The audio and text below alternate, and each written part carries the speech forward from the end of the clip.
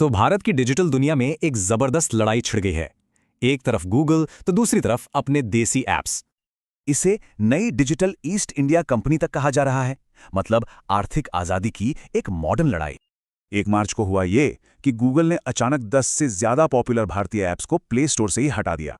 और ये कोई छोटे मोटे ऐप्स नहीं थे, ये शादी, नौकरी, रियल एस्टेट और एंटरटेनमेंट के बड़े बड़े नाम थे। तो आखिर इस पूरे विवाद की जड़ है क्या?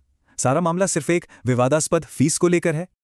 गूगल अपने प्लेटफॉर्म पर होने वाले सभी इन ऐप पेमेंट्स पर 30% तक की सर्विस फीस मांगता है।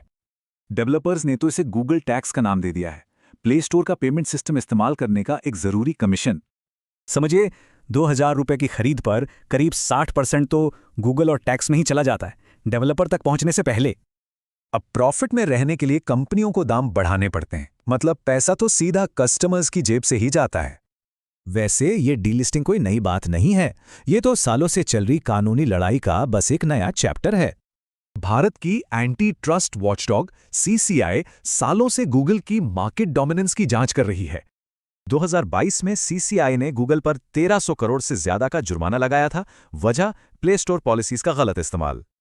फिर 900 करोड़ से ज्यादा का एक और जुर्माना लगा, इस बार एंड्रॉयड यूजर्स पर अपने ऐप्स थोपने के लिए। ये पूरी लड़ाई भारत के लीगल सिस्टम से होते हुए सीधे सुप्रीम कोर्ट तक जा पहुंची। जब ऐप्स हटाने पर हंगामा मचा तो फिर भारत सरकार को इस मामले में दखल देना पड़ा। आईटी मंत्री ने साफ साफ कह दिया कि सरकार गूगल को ऐप्स डीलिस्ट करने की इजाजत नहीं देगी। और इसका असर भी तुरंत हुआ। हटाए गए सभी 10 ऐप्स को फौरन प्ले स्टोर पर वापस लाया गया। तो ऐप्स तो वापस आ गए हैं, लेकिन जो असली मुद्दा है 15-30% फीस का, वो अभी भी अटका हुआ है।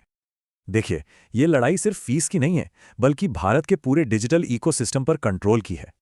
इससे अंदाजा लगाइए कि गूगल ने अकेले 2022 में भारत से कितना रेवेन्यू कमाया। दांव बहुत बड़ा है। तो एक तरफ गूगल का अपने प्लेटफॉर्म पर कंट्रोल है और दूसरी तरफ डेवलपर्स की एक ओपन मार्केट की मांग।